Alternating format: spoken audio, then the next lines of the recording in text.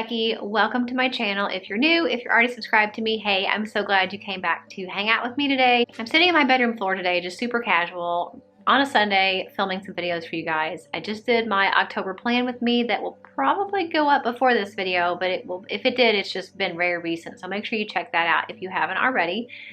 But in that video, I talked about my conscious effort and attempt to focus more on slow living in my life. So today I thought I would sit down and share with you guys a little bit about just overall, what is slow living and why is it important, why you might want it in your life, why you might want to incorporate it into your life, and kind of how I have gotten to this point in my life where I am really making it a priority and a conscious effort and attempt to practice more slow living. So slow living is maybe a trendy term, whether you knew to call it that or not, but it has been gaining popularity over the last few years, especially after quarantine. We're all forced to slow down and be with ourselves and with our families and entertain ourselves very simply and live life very simply. I think that really was the catalyst getting us to this point, because after COVID, after quarantine, a lot of us realized that life before 2020 was probably not necessarily where we wanted it to be and where we wanted to be headed and how we wanted our life to be. And we had that glimpse during quarantine of living a more slow life, being more intentional, making more time for the people and the things that matter to you. And then now that things are opening back up, it's kind of like we still kind of secretly crave a little bit of that lifestyle. Not because of some, epidemic or pandemic, but just our need as a human to be able to live life at a little bit of a slower pace and not so hectic and not so overwhelmed. So I thought I would take the time in this video, before I make any more videos about slow living and my journey with slow living, to really explain to you what it is and why you might want to make it a focus of your life as well. So the first thing for me, and I sat down and thought about, like, what does it mean for me and why am I seeking more slow living? Like, what in my own personal life am I looking for? So the first thing is, slow living is an intentional effort to focus on the things that you value the most and to live life at your own pace. So stop and think about that last line for a second, to live life at your own pace. Think about how nice it would be to live life at our own pace without the expectations of external sources, other people we feel like we are being forced into doing these things or going these places or going at breakneck speed because of either somebody else's expectations of us or our own insecurities that make us feel like we have to do this and go this place and do this thing and this fast because other people are watching us. But to really stop and live life at your own pace, that would be amazing. Another benefit and reason why slow living is important is you can choose what's important and making priorities in your life based on what you think is important and what your priorities are. Again, not what other people think they should be or expect them to be, or that you're trying to keep up with somebody else's life and what they're doing,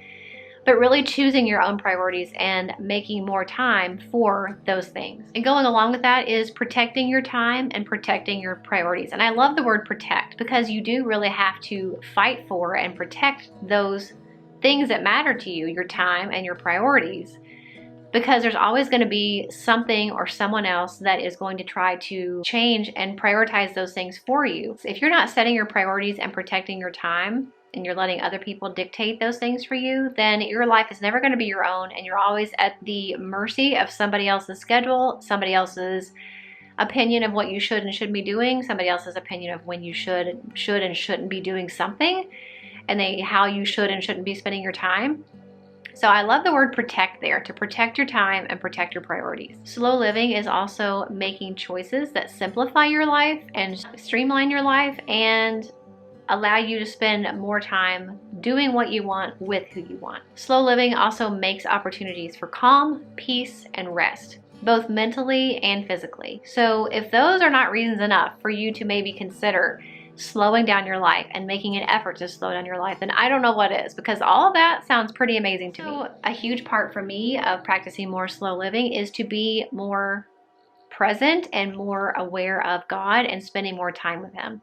As a Christian, that's just one of the benefits. Like I said, spending time with the people you love, for me, is a huge priority.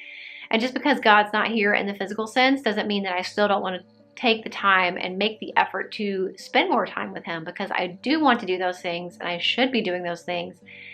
And if I'm able to take time and slow down and reprioritize and minimize some things, then I should also be able to incorporate more God in my life, which is another benefit of slow living. So, I mean, the name seems fairly obvious. Slow living, obviously, you can pretty much assume that it's slowing down. But I think there are so many benefits that come from that other than what I've already mentioned. I noticed this especially when, like I mentioned, with after quarantine.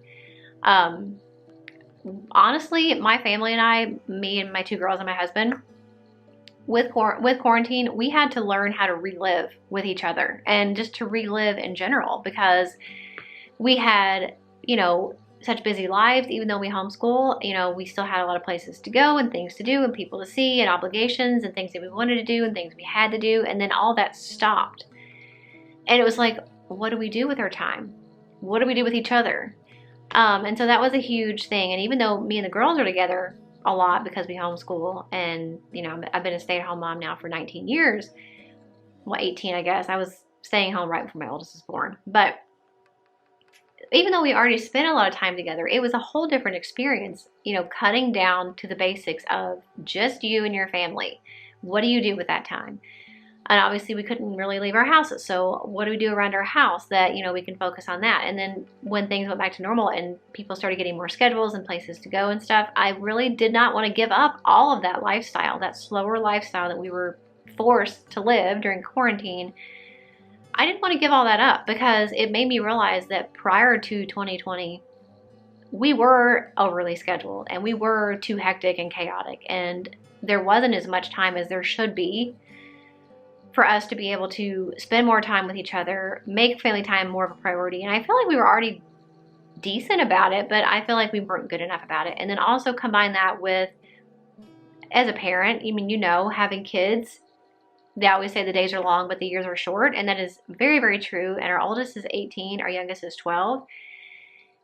And it's just amazing to me that 18 years has already gone by. And thankfully she's still going, you know, she's still living at home and doing college while she's here and everything. But it's just, time has gone so fast, and I want to focus a lot more on being extra intentional, even more over and above what I already was. And I feel like I was already more intentional than a lot of people, but not enough. Making more time in my life for God, whether that means quiet time, making my prayer time more consistent.